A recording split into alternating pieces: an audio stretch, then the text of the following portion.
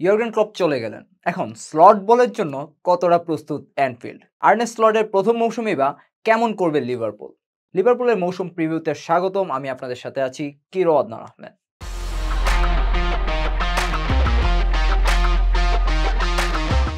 প্রথমেই দলবদল। হ্যাঁ, এখনো কাউকে অ্যাকচুয়ালি কেনেনি লিভারপুল। ইউরোপের শীর্ষ ৫ লিগে মাত্র একটি ক্লাবই এই সামারে এখন পর্যন্ত কোনো সাইনিং করেনি, সেটি লিভারপুল। তবে তার মানে এই না যে এই মৌসুমে সাইনিংবিহীনই থাকবে লিভারপুল। নতুন ম্যানেজার আর্নে স্লট ক্লাবে এসে প্রথমেই টিম অ্যাসেস করতে কিছুটা সময় নিয়েছেন। তিনি প্রি-সিজনে তার দলের সব খেলোয়াড়কে অ্যাসেস করেছেন এবং দেখেছেন কাদেরকে তিনি টিমে রাখবেন, কাদেরকে রাখবেন না, এবং দলের কোথায় অ্যাকচুয়ালি সমস্যা রয়েছে এবং কোথায় রিইনফোর্সমেন্টের দরকার আছে। প্রিয় নাম্বার সেট করে বিকাশে সেন্ড মানি করুন ফ্রি। ইংলিশ মিডিয়া জানাচ্ছে দলের মূল খেলোয়াড়দের প্রায় সবাইকে নিয়েই তিনি সন্তুষ্ট, তবে নাম্বার 6 পজিশনে তিনি রিইনফোর্সমেন্টের দাবি জানিয়েছেন এবং সেই মর্মে অলরেডি কাজ শুরু করে দিয়েছে লিভারপুল। আমরা অলরেডি জানি যে অ্যাথলেটিক সহ অনেক নামি দামি মিডিয়াই অলরেডি রিপোর্ট করেছে যে স্পেনের হয়ে ইউরো জেতা মিডফিল্ডার মার্টিন জুবিমেন্দিকে রিয়াল সোসিয়েদাদ থেকে দলে ফেরানোর প্রস্তুতি নিচ্ছে লিভারপুল।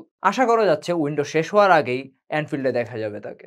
দলের দীর্ঘদিনের সেন্টার ব্যাক জোয়েল মাতিব অলরেডি ক্লাব ছেড়েছেন ফ্রি এজেন্ট হিসেবে। যদি জুবিমেন্দির পর লিভারপুল আর কোনো সাইনিং করে সেটি হতে পারে এই পজিশনে লিভারপুলের রিইনফোর্সমেন্টের দরকার আছে।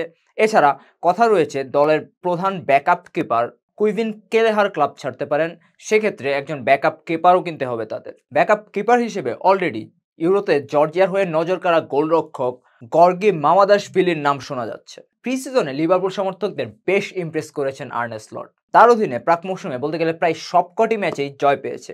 সেখানে প্রিমিয়ার লিগ রাইভাল আর্সেনাল এবং ম্যান ইউনাইটেডকে হারিয়েছে তারা, এবং সর্বশেষ 2 ম্যাচে আমরা জানি যে গত রোববার প্রি সিজনের শেষ 2টি ম্যাচ খেলেছে তারা, একই দিনে 2 ম্যাচ। প্রথম ম্যাচে তারা সেভিয়াকে 4-1 গোলে উড়িয়ে দিয়েছে এবং দ্বিতীয় ম্যাচে লাস পালমাসের বিপক্ষে তারা বলতে গেলে তাদের বি টায়ার টিমটা নামিয়েছে, যেটাই তারা গোলশূন্য ড্র করেছে।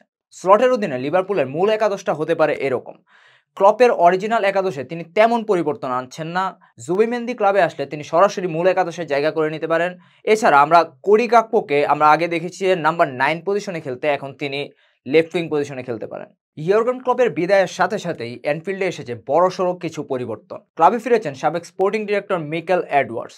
তিনি এখন বর্তমানে এফএসজির সিইও অফ ফুটবল। বলতে পারেন লিভারপুলের ফুটবল পিরামিডের চূড়ায় আছেন তিনি। সব বড় ডিসিশনের মূলে থাকবেন তিনি। তার পরামর্শে অলরেডি একটি সেকেন্ড ক্লাব কিনেছে এফএসজি। আমরা জানি যে ফরাসি ক্লাব বোর্দোকে কিনেছে এফএসজি, যেটাকে আপনি বলতে পারেন লিভারপুলকে সেন্টার করে একটি মাল্টি ক্লাব সিস্টেম তৈরি করতে চাচ্ছে এফএসজি। সেই ক্লাবের দেখভালও অ্যাকচুয়ালি করবেন এডওয়ার্ডস, এবং তার এক সময়কার সহকারী রিচার্ড হিউজেস বর্নমাউথ ছেড়ে হয়েছেন লিভারপুলের স্পোর্টিং ডিরেক্টর। এডওয়ার্ডসের ডাটা টিমের পরামর্শেই আর্নে স্লটকে নিয়োগ দিয়েছে লিভারপুল। এছাড়াও ক্লাবের অন্যান্য অনেক গুরুত্বপূর্ণ পজিশনে এসেছে পরিবর্তন, তবে ক্লপের মূল দল সেমই থাকছে। গত বছর যে রিভিল করেছেন ক্লপ, যে লিভারপুল 2.0 বানিয়ে দিয়ে গেছেন তিনি, সেটা সেই কোর দলটা সেমই থাকছে। অ্যাকচুয়ালি উদ্বিগ্ন হওয়ার মতো তেমন কোনো ইস্যু এখনো পর্যন্ত নেই লিভারপুলে। ইয়র্গেন ক্লপ ক্লাব ছাড়ার আগে তিনি বড়সড় একটি রিভিল করে গিয়েছেন। যেই দল তিনি তৈরি করে গিয়েছেন সেটি গত মৌসুমে টাইটেল চ্যালেঞ্জ করেছিল, এবং সেই দল নিয়ে প্রি সিজনে অলরেডি বেশ ইমপ্রেসিভ ফুটবল উপহার দিয়েছেন আর্নে স্লট। নাম্বার 6 পজিশনে অলরেডি জুবিমেন্দিকে আনছে তারা। এরপর তারা হয়তো সেন্টার ব্যাক ও গোলকিপিং পজিশনের দিকে নজর দিতে পারে।